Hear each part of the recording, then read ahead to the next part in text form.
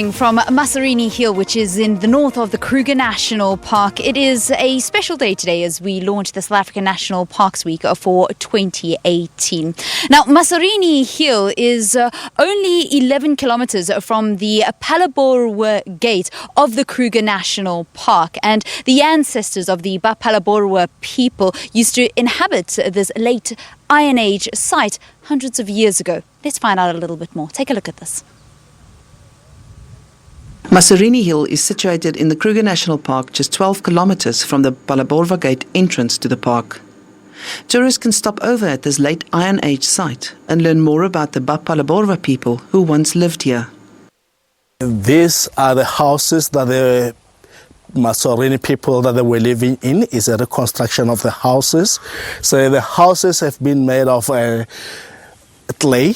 Then the clay they mix with a kettle dung or either buffalo dung. And then the inner structure, they were using the wood of mopane.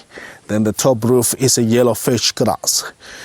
For them, they make the lower door in order for them to crawl inside to go in there. And also it's a matter of respect. When you get into somebody's house, you have to bow your head down to show that. And also it was for the protection for the enemies. They know that if you want to go inside the houses, you have to bend your head first.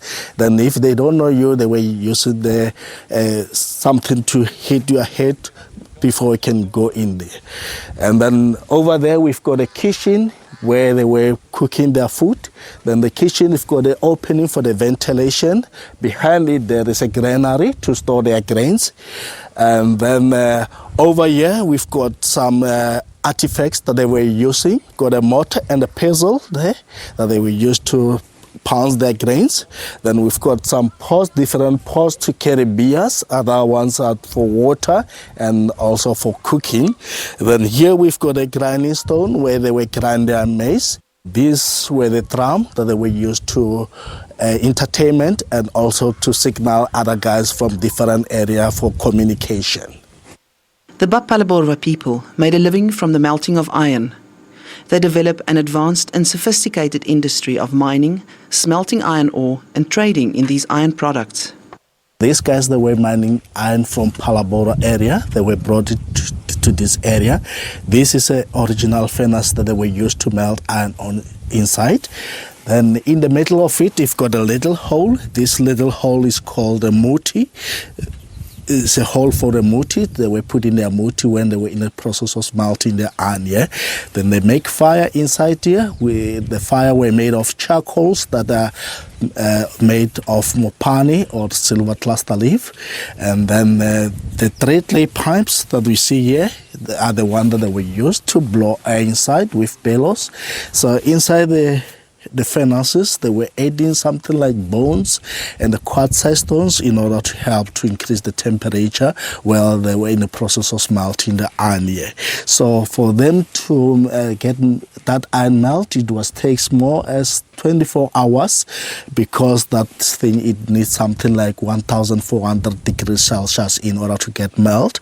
And then after they will take that iron from here up on the hill where there is a small oven to refine them, then they start to make their tools.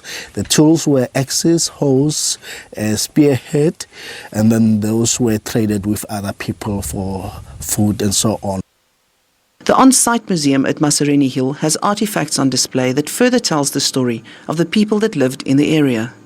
It shows us their history, how they lived, their traditions, and how they made a living through trading their iron products for glass beads, ivory, animal products, and food.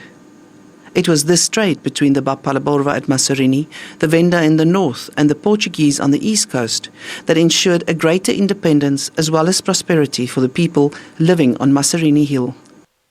Linky Bierman, SABC News, Kruger National Park.